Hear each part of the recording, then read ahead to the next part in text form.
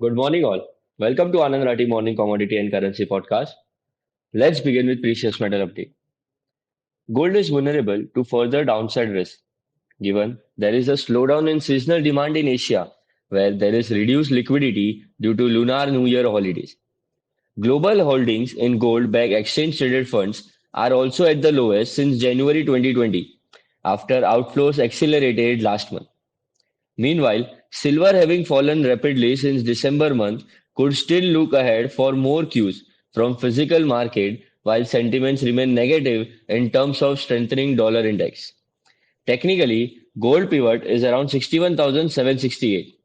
If gold surpasses 62,050, it has potential to reach to the levels of 62,500. Conversely, if it falls below 60,950, we might see downside to the levels of 60,500.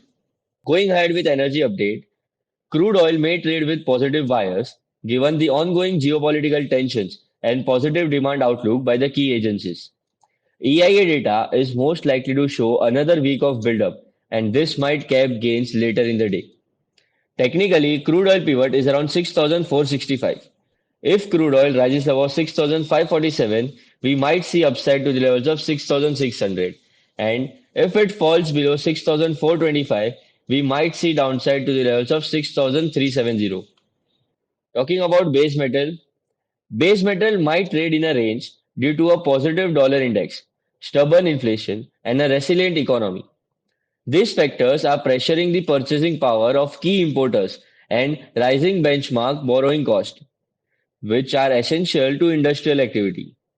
Meanwhile, a resilient American stock market isn't boosting copper prices, and the absence of signals from China, which is on holiday until Friday, adds to the uncertainty. Technically, copper pivot is around 710. If copper breaks above 711, it may see upside to the levels of 714. And if it falls below 704, we might see downside to the levels of 701. On currency front, rupee is expected to fall after US inflation data moderated less than expected, prompting investors to further push back in expectations on when the Federal Reserve will slash borrowing cost. Rupee is now clearly biased towards weakness, but the RBI presence could make the move range. Meanwhile, market now see no Fed rate cut in March and have lowered the probability of a move in May. Major economic events for today are EIA crude oil inventory. That's all for today's podcast. Have a successful trading day. Thank you.